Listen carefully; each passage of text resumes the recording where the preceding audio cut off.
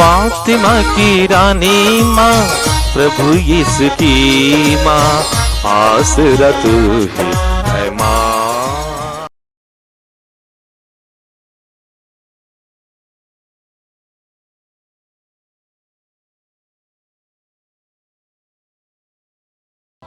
पहला पाठ प्रेरित चरित्र अध्याय 5 पद संख्याएं 34 से 42 तक।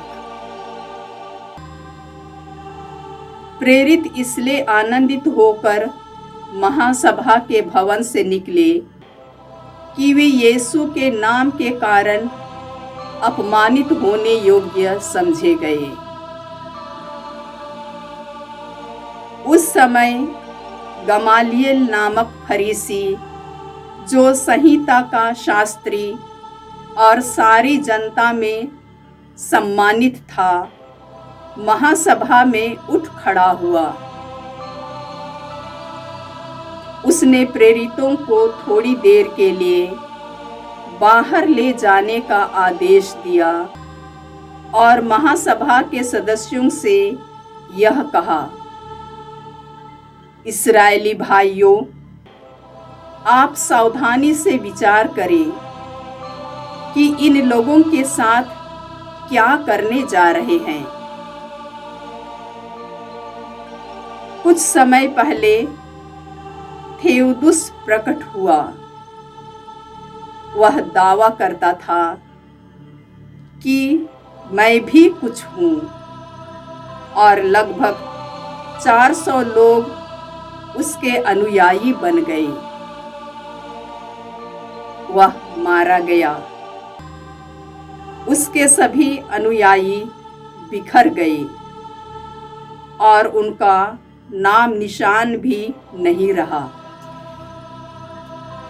इसके बाद जनगणना के समय यूदस गलीली प्रकट हुआ। उसने बहुत से लोगों को बहकाकर अपने विद्रोह में सम्मिलित कर लिया। वह भी नष्ट हो गया और उसके सभी अनुयायी बिखर गए। इसलिए इस विषय के संबंध में मैं आप लोगों से यह कहना चाहता हूँ कि आप इनके काम में दखल मत दें और इन्हें अपनी राह चलने दें। यदि यह योजना अथवा आंदोलन मनुष्यों का है तो यह अपने आप नष्ट हो जाएगा,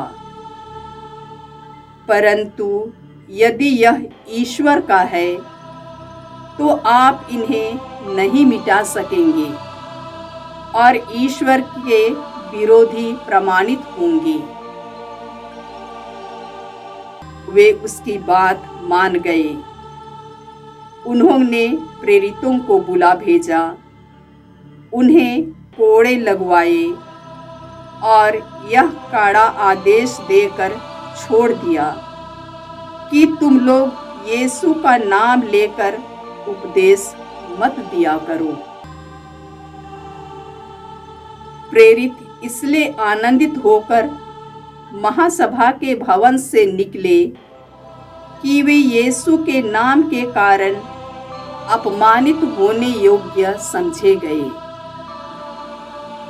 वे प्रतिदिन मंदिर में और घर घर जाकर शिक्षा देते रहे और यीशु मसीह का सुसमाचार सुनाते रहे। प्रभु की वाणी। ईश्वर को धन्यवाद। भजन अनुवाक्य। Hallelujah hallelujah. प्रभु मेरी ज्योति और मुक्ति है, तो मैं किससे डरूं। प्रभु मेरे जीवन की रक्षा करता है, तो मैं किससे भयभीत हूँ।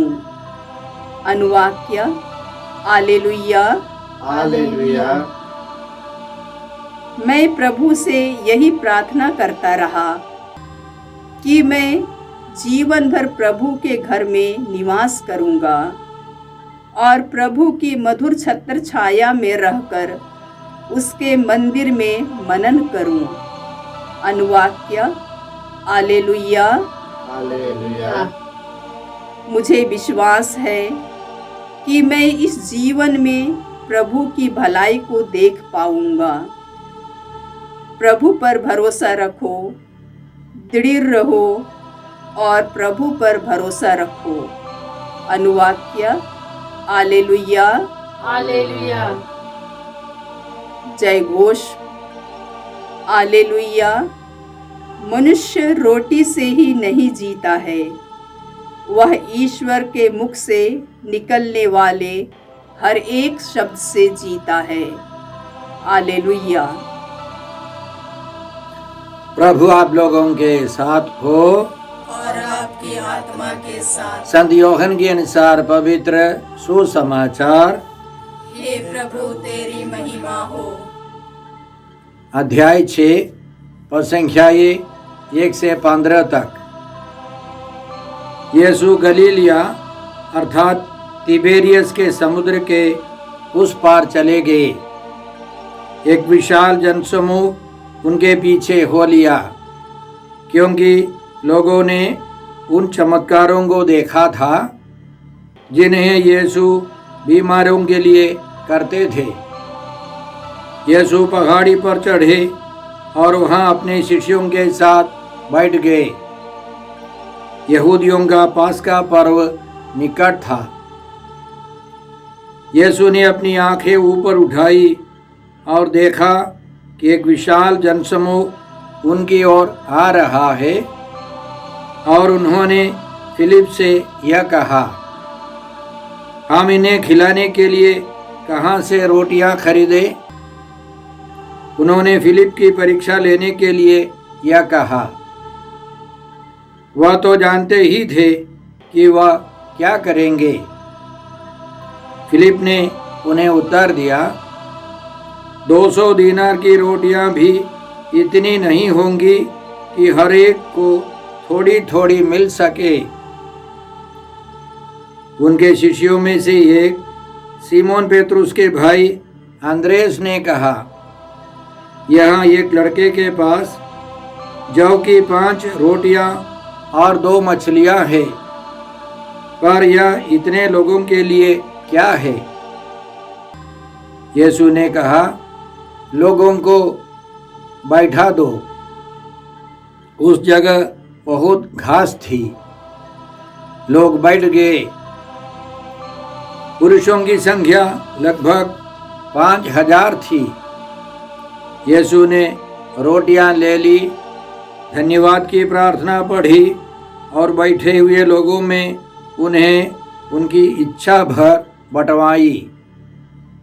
उन्होंने मछलियां भी इसी तरह बंटवाई। जब लोग खाकर तृप्त हो गए तो यीशु ने अपने शिष्यों से कहा, बचे हुए टुकड़े बटोर लो, जिससे कुछ भी बर्बाद ना हो। इसलिए शिष्यों ने उन्हें बटोर लिया और उन टुकड़ों से 12 टोकरे भरे, जो लोगों के खाने के बाद जौ की 5 रोटियों से बच गए थे। लोग यीशु का यह चमत्कार देखकर बोल उठे, निश्चय ही यह वह नबी हैं जो संसार में आने वाले हैं। यीशु समझ गए कि वे आकर मुझे राजा बनाने के लिए पकड़ ले जाएंगे, इसलिए वह फिर अकेले ही पहाड़ी पर चले गए। प्रभु का सुसमाचार। हे क्रिस्त तेरी स्तुति। यीशु क्रिस्त में प्रिय भाई और बहनों, आज का पहला पाठ प्रेरित चरित्र अध्याय 5 से है और संख्याएं 34 से 42 तक। इसमें हमने सुना कि यहूदियों की महासभा हुई। फरीसी और शास्त्री सब महासभा के सदस्य प्रभु यीशु के शिष्यों को और उनके विश्वासियों को मना करने लगे। प्रभु यीशु के नाम पर कोई प्रचार प्रसार ना हो। इस नवीन पंथ को समाप्त करने के उद्देश्य से महासभा के सदस्यों ने बैठक बुलाई और उस बैठक में गमालियल नामक एक फरीसी, संहिता के शास्त्री और जनता में एक मान्य व्यक्ति उठ खड़ा हो गया और उसने बताया कि यीशु के शिष्यों को बाहर कर दो, और वे सब बाहर कर दिए गए। तो उन्होंने सभा के सदस्यों को समझाया कि निकट भूतकाल में कुछ नेतागण उभर आए, थेउदस या यूदस गलीली, वे सब मारे गए, उनके अनुयायी बिखर गए। वे ईश्वर की इच्छा के अनुसार आगे नहीं बढ़ रहे थे। इसलिए गमालियल ने सभा के सामने यह प्रस्ताव रखा। इस मामले के संबंध में मैं आप लोगों से ये कहना चाहता हूँ कि आप इनके काम में दखल ना दे और इन्हें अपनी राह चलने दे। यदि यह योजना या आंदोलन मनुष्यों का है तो यह अपने आप नष्ट हो जाएगा, परंतु यदि यह ईश्वर का है तो आप इन्हें नहीं मिटा सकेंगे और ईश्वर के विरोधी प्रमाणित होंगे। वे उनकी बात मान गए। गमालियल की जो बात महत्वपूर्ण है, कोई भी कार्यक्रम मनुष्य की ओर से निकलता है, मनुष्य शुरू करता है अपने विचार से, तो वह ज़्यादा देर तक टिकेगा नहीं। लेकिन ईश्वर की प्रेरणा से कोई कार्यक्रम हो, उसको कोई रोक नहीं सकता है। इसलिए यह बात हमारे लिए भी लागू है।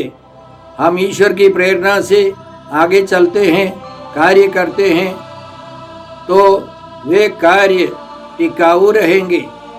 फिर भी महासभा के सदस्यों ने प्रेरितों को बुला भेजा, उनको कोड़े लगवाया और जाने दिया।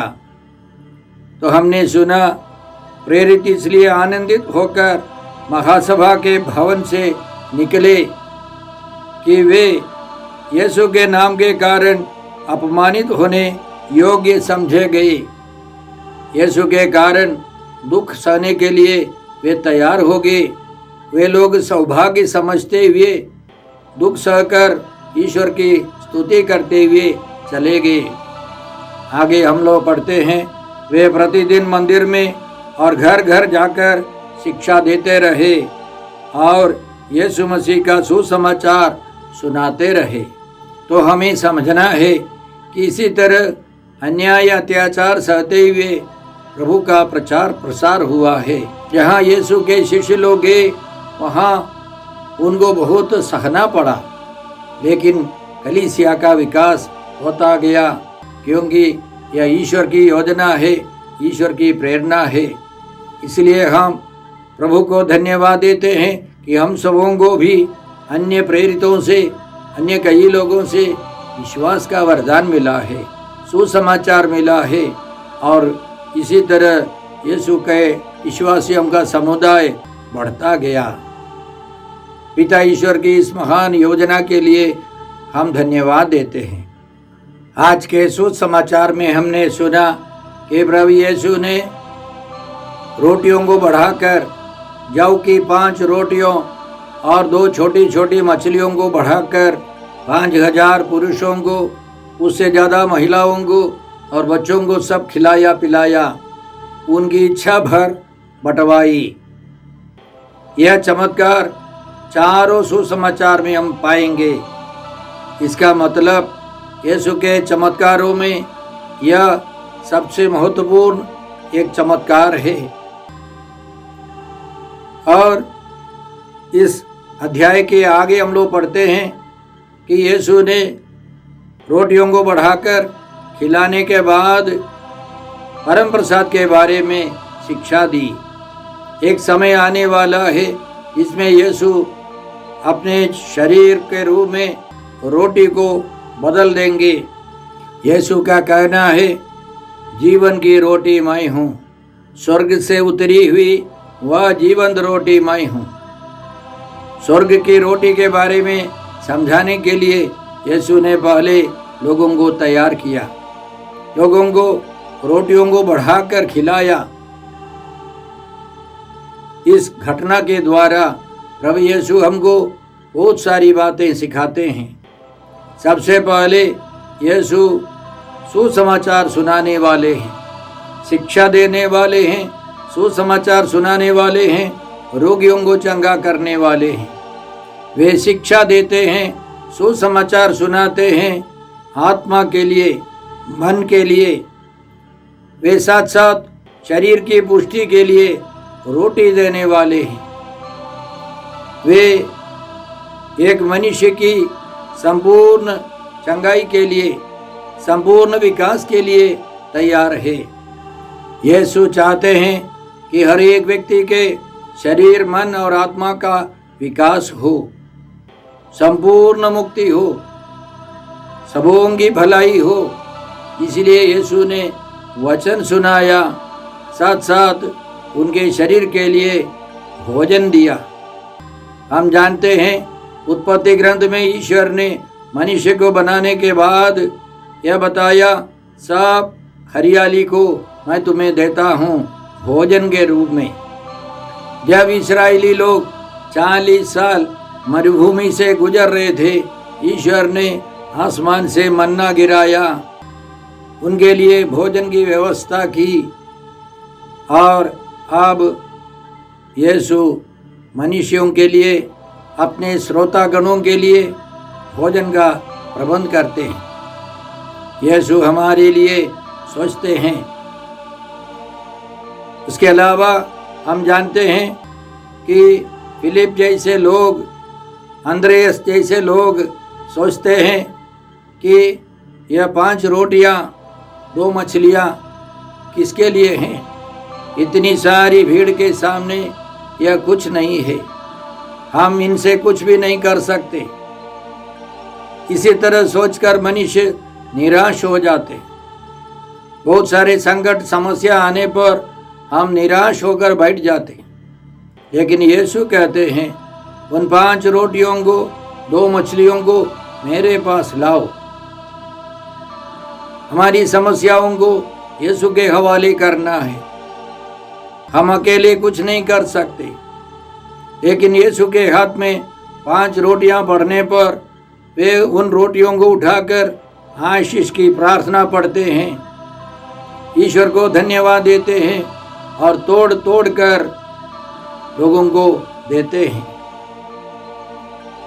जब हम लोग अपनी कमजोर परिस्थिति को, हमारी विषम परिस्थिति को, हमारे संकटों को हम प्रभु के हाथों में समर्पित कर प्रभु की स्तुति आराधना करेंगे, प्रभु यीशु महान चमत्कार करेंगे। उन विषम परिस्थितियों को हमारी भलाई में यीशु बदल देंगे। देखिए, 5 रोटियों को बढ़ाकर यीशु ने 5000 पुरुषों को खिलाया, महिलाओं को खिलाया, बच्चों को खिलाया, उनकी इच्छा भर बंटवाई। वह यीशु हमारे जीवन में भी इसी तरह करने वाले हैं। उस महान चमत्कार के बाद प्रभु यीशु ने अपने शिष्यों से कहा, बचे हुए टुकड़ों को बटोर लो, जिससे कुछ भी बर्बाद ना हो। उन्होंने ऐसे ही किया, सब टुकड़ों को बटोर लिया, 12 टोकरे भर गए। यीशु हमको सिखाते हैं कि हमको जो मिलता है उसको कुछ भी बर्बाद नहीं करना है। सब ईश्वर की देन है, ईश्वर की कृपा है, हमको ईश्वर की ओर से मिलता है। उन सबों को बर्बाद नहीं करना है, क्योंकि ईश्वर का वरदान है।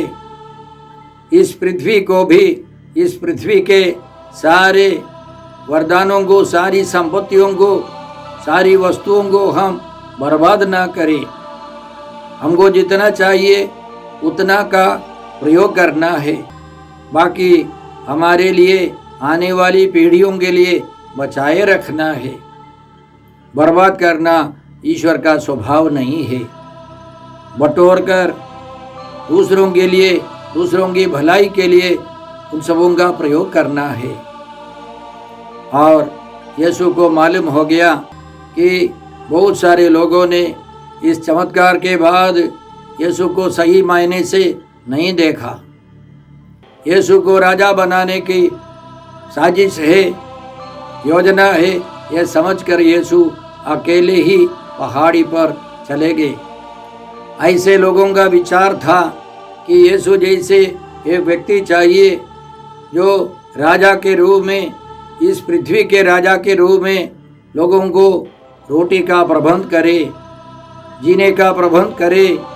लेकिन यीशु स्वर्ग की ओर से आए हैं, इस दुनिया के राजा के रूप में यीशु नहीं आए हैं। यीशु हमें सिखाते हैं कि हम उनको इस दुनिया की दृष्टि से नहीं देखें। वे इस दुनिया के राजा नहीं थे, वे स्वर्ग से आने वाले स्वर्गीय राजा है, ईश्वरीय राजा है। उनको उसी दृष्टि से देखना है।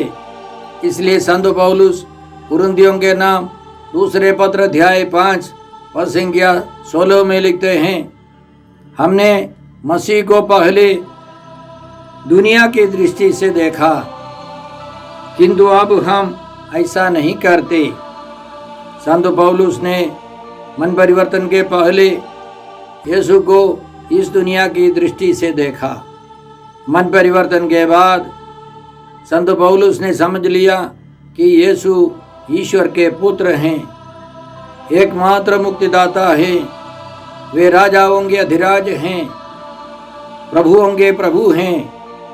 उसी तरह हमको यीशु को स्वीकार करना है, तब यीशु हमारे ऊपर राज करेंगे, हमें स्वर्ग ले जाएंगे। हम ईश्वर को धन्यवाद देते हैं इस मुक्ति योजना के लिए। हे पिता ईश्वर, हे प्रभु यीशु, हे पवित्र आत्मा ईश्वर, आज के सारे पवित्र वचनों के लिए हम तुझे धन्यवाद देकर प्रार्थना करते हैं कि हम सब यीशु मसीह के द्वारा ईश्वर की संतान का जीवन बिताए। हम यह प्रार्थना करते हैं प्रभु क्रिस्त के द्वारा।